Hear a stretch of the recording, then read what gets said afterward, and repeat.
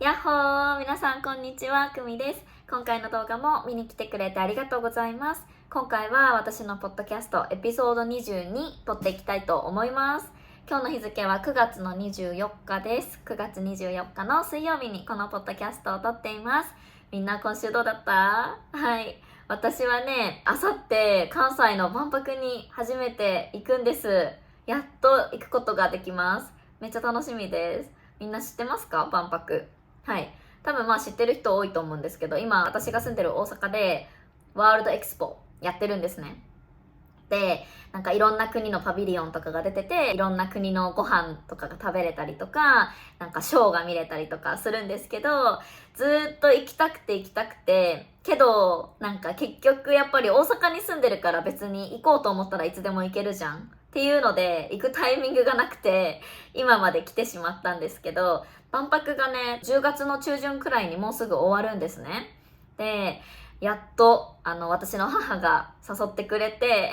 行こうよっていうことで、あさって行くことになりました。めっちゃ楽しみです。皆さんはもう万博に行きましたか？多分、日本に住んでる学生さんで、まだ万博に行ってない方とか、結局行けそうじゃないなっていう学生さんも多いと思うので、もし、万博 Vlog みたいなの撮れそうだったら、撮りたいなって思ってます。はい。楽しみにしといてください。なんかね、私が聞いた話では、すごくイタリアの料理、イタリアのレストランがめっちゃ美味しいっていうのと、UAE、サウジアラビアのご飯もすごく美味しいっていうのを聞きました。で、私はヨーロッパとか、サウジアラビアとか中東に行ったことがないので、やっぱりね、こういう万博とかの機会を利用して、ぜひ、なんかご飯とか食べれそうだったら食べてみたいなって思ってます。めっちゃ興味があります。なんか、アジアとかアメリカとかは行ったことがあるから、そういう国じゃなくて、私が行ったことない国のパビリオンとかに行って雰囲気を味わえたらいいなって思ってるんですけど、なんかさ、もうすぐ万博が終わるからっていうことで、すっごい今、万博に行く人が増えてるんですね。で、私の予想では、万博が始まったのが3月だったんですけど、始まったばかりの時、すっごい人が多くて、ニュースとかでも本当に毎日ね、万博についてニュースをしていて、めっちゃ人が多いですみたいな。たくさんの人が来場してますっていうのを言ってて、うわーちょっと今は行けそうにないなって思ってたんだけど、なんか結局、この今の時期の方が駆け込みみたいな感じでみんながたくさん万博に来てるから、多くなってるみたいで人が。そう。だから結局人多いんじゃんみたいな感じなんですけど、でも、すごく嬉しいです。やっとチケットを取ることができて、そのパビリオンも抽選しないといけないんですね。で、その抽選、母と一緒にめっちゃ頑張ったんですけど、全外れして、見事に。はい。なので予約取れなかったんですけど、予約なしで行けそうなところに、ぜひ足を運んでみたいなと思っています。はい。超楽しみです。なんか、万博行った人がいたらぜひコメントで感想とか教えてくれたらなって思ってます。はい。で、今日のポッドキャストでは、日本のルッキズムについてちょっとお話ししていきたいなって思ってます。ルッキズムっていうのはすごい外見をめっちゃ気にする文化のことですよね。で、多分、世界どこの国でもルッキズムってあると思うんですけど、特に私はアジアの国々はやっぱり多いんじゃないかなって思います。で、今回のポッドキャストでは、日本でよくある、なんかね、人の顔を食べ物というか調味料に例える文化だったり、あとはその人のファッションとかで、この人はなんか何々型、何々型みたいな感じで分類することがあるんですね。で、そういう文化って多分海外にはない文化だと思うので、面白い文化でもあり、なんかちょっと文化的背景的にルッキズムがすごく影響してるなって考えさせられる文化でもあるので、みんなに今回はシェアしていけたらいいなと思っています。はい。なので今回も最後まで楽しんで聞いてもらって、そしてチャンネル登録も忘れずにお願いします。はい、じゃあそしたら早速本題に入っていきたいと思います。なんでこれについて話そうかと思ったかなんですけど、私のね、香港人の男の子の学生さんが最近日本に留学しに来たんですよ。大学生なんですけど。で、その子が新しく日本人の友達ができたみたいなんですけど、その友達との会話の中で、ソース顔とかね、塩顔とか醤油顔とか、日本人が人の顔のことを調味料で分類するのを初めて聞いたらしくって。うん。で、それについて私たちレッスンでちょっと話が盛り上がって、私がそのレッスンを通してすごい感じたのが、これってめっちゃ日本っぽいなというか、その日本の外見をすごく重視する文化から来た、なんかちょっとユーモアを加えて、そうやって醤油顔とかね、調味料で人の顔のことを表すんですけど、すごく面白いなって思ったので、今日はちょっと紹介していきたいんですけど、はい。まず、大まかに日本人は、なんかね、醤油顔と塩顔とソース顔みたいな感じで、調味料で人の顔を分けるんです。はい。みんな聞いてもピンとこないかもしれないんですけど、ソース顔っていうのは多分一番わかりやすいと思う。ソースってさ、お好み焼きとかたこ焼きとか食べるときにかける茶色いソースあるじゃん。で、あれってすっごい味濃いじゃないですか。うん。なので、ソース顔っていう人は、目がすごく大きかったり、鼻がすごい高かったり、彫りが深いって言うんですけど、彫りが深くて、ちょっと日本人っぽくないような、外国人っぽいような顔立ちの人のことをソース顔っていう風に日本人は呼びます。はい。で、なんか例えばこんな感じの人たちです。はい。で、こういう人たちってすごい彫りが深くて、結構色も黒い人が多いかもしれない。うん。ちょっと色も黒めで、なんか、パッて見た時に顔の印象が濃い人、顔の印象がすごいパーツが大きかったりね、して、印象的な顔の人とかはソース顔って呼ばれます。面白いよね。で、次は醤油顔です。醤油顔っていうのは、ソースよりは濃くない。うん。醤油って日本料理でよく一番使われるような味付けの調味料じゃないですか。なので、醤油顔って言われる人は、一番日本人らしい、なんか派手でもなく、薄すぎず、定番の顔みたいな。醤油顔の人たちはこんな感じです。醤油ってさ、一番ね、なんか日本の料理でよく使われるし、和風ですごくあっさりしてるみたいな。で、ソースほど濃くない。塩よりかはちょっと色もあるしね、濃いみたいな感じで、醤油顔と言われます。はい。で、最後は塩顔です。塩っていうとやっぱり白いイメージがあるし、なんか一番さっぱりした感じではありますよね。なので、塩顔って言われる人は、結構色が白くて、顔の特徴的には、目とか、そんなに目力が強いわけじゃなくて、ちょっと優しい感じの目をしていたりとか、切れ長な目だったりとかかな。切れ長っていうのは、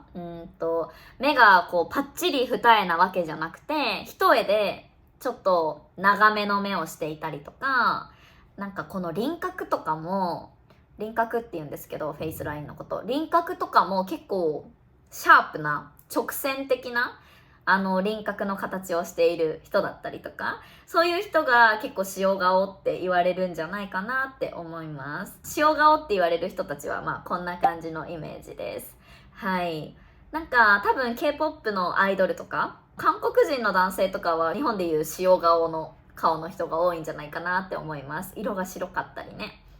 そう。こんな感じで日本ではそのソース顔、醤油顔、塩顔っていう風に大まかにはこの3つが結構定番なんじゃないかなって私は思います。けど調べてみたらなんかケチャップ顔とかマヨネーズ顔とかいろんな調味料が増えてて私すっごいびっくりしたんですけど、はい、私は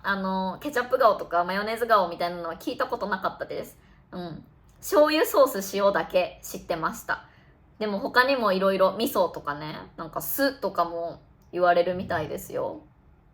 そこまでさ、なんかいろんな調味料増えてくるとさ、なんかもう何でもありやんって感じじゃないですか。何でもありすぎてちょっと難しいなって感じではあるんですけど、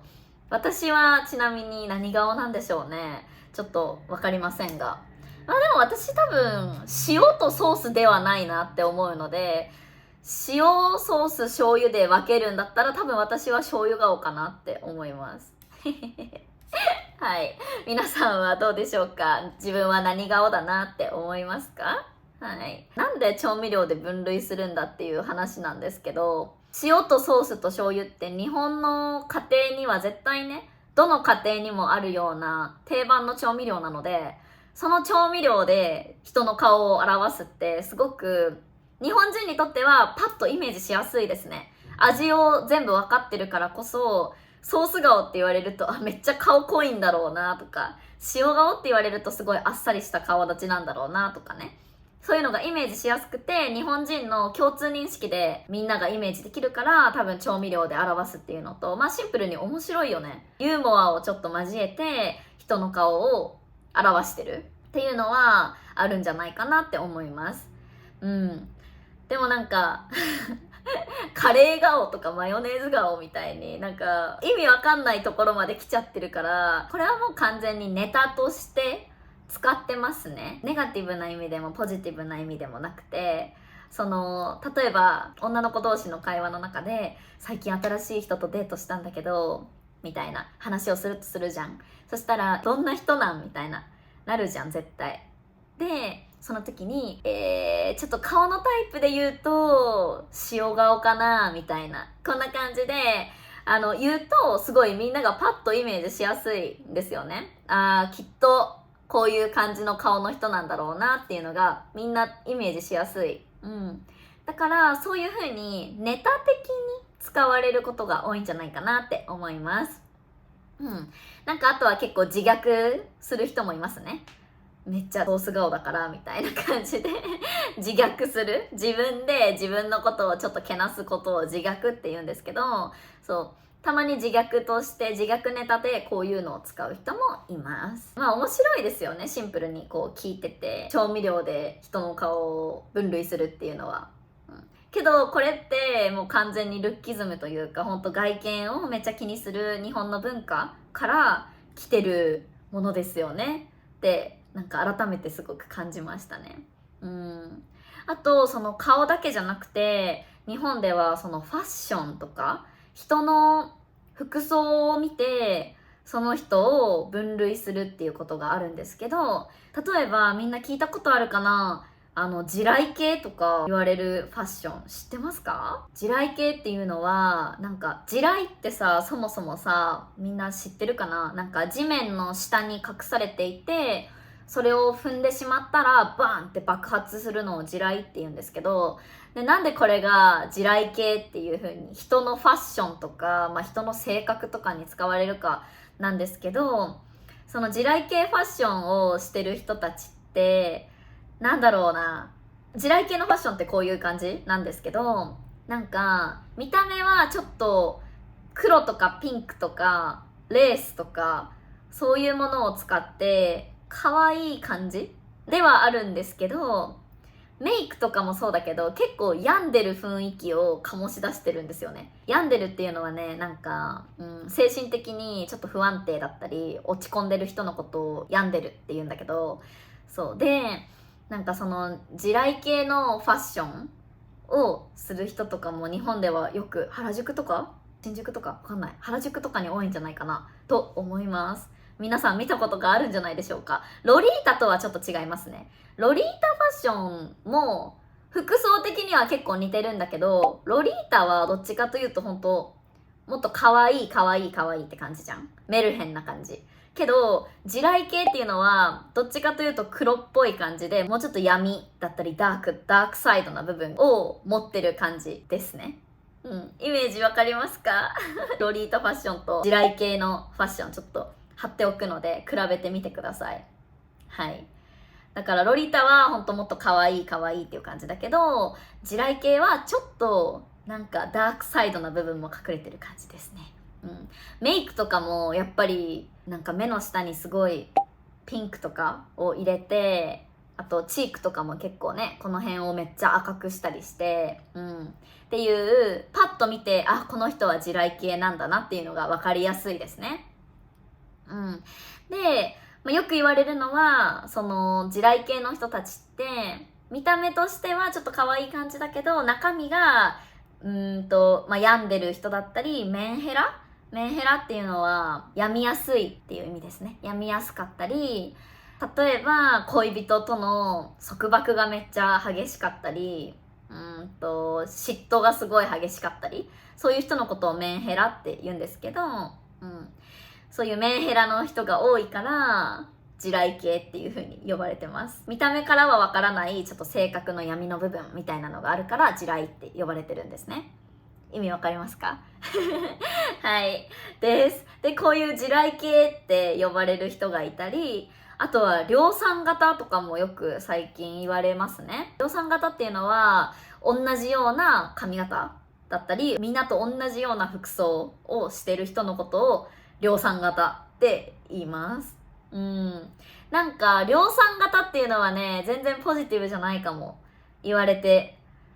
あの子ってなんか量産型だよねとか言うと、みんなと全く一緒のことをしてる人っていうか、みんなと同じ髪型だしファッションだしっていう感じですね。あんまり褒め言葉じゃない気がします。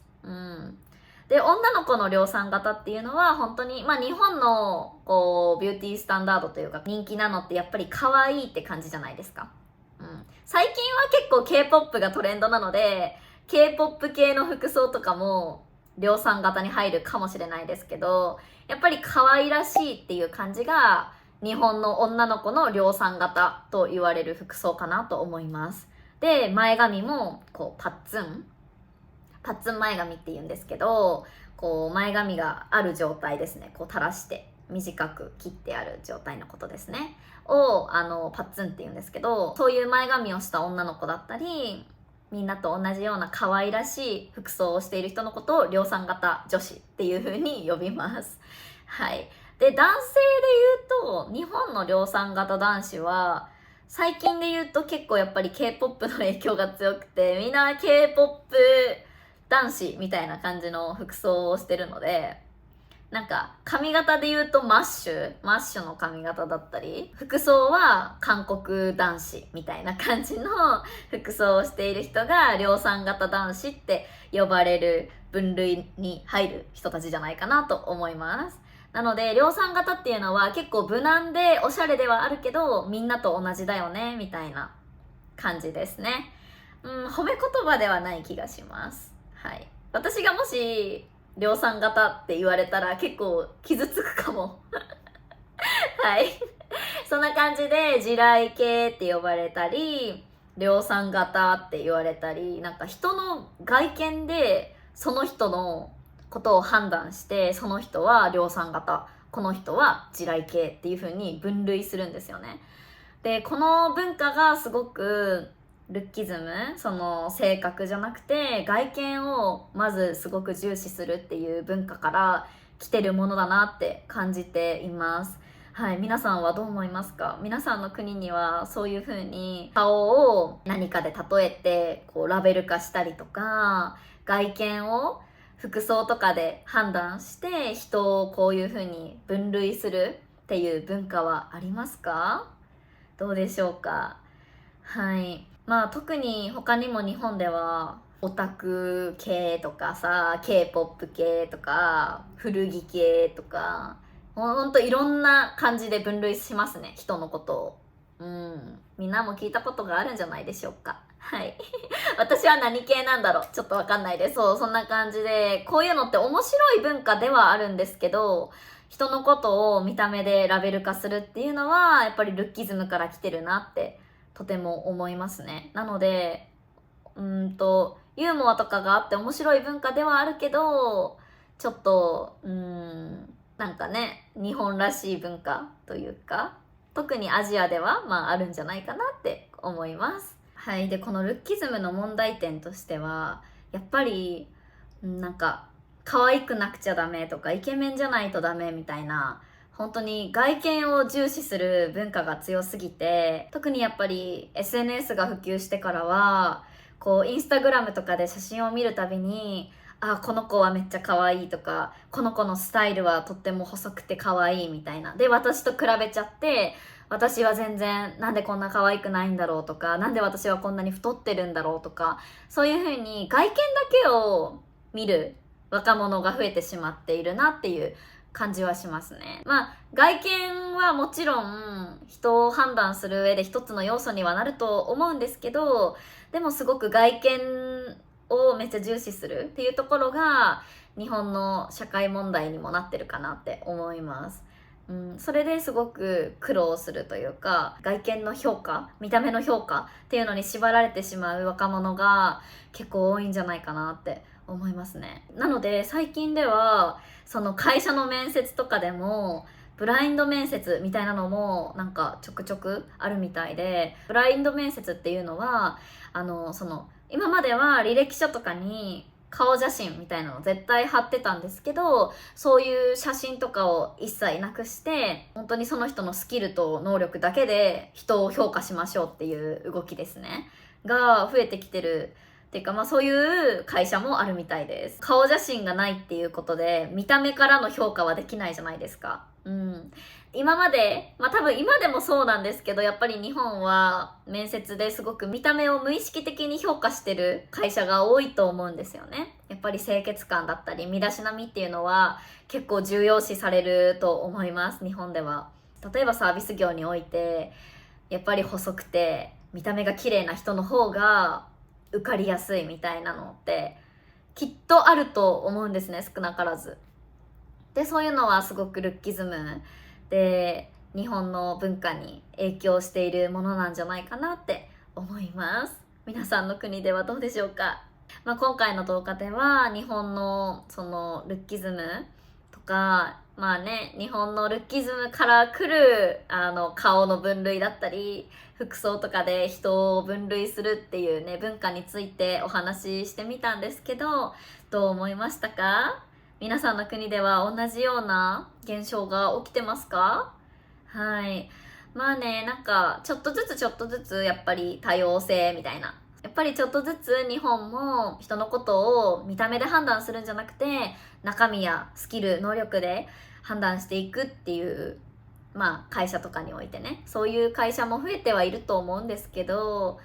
やっぱりでもそれでも日本、特にアジアの国は見た目を重視する文化が根強いんじゃないかなって私は思います。ぜひ皆さんの感想とかコメントを聞かせてもらえたら嬉しいです。はい。今回の動画も最後まで聞いてくれた皆さん本当にありがとうございます。今回の動画もいいなと思ったらグッドボタンとチャンネル登録とコメント残してくれると嬉しいです。はい。じゃあまた次の動画でお会いしましょう。バイバイ。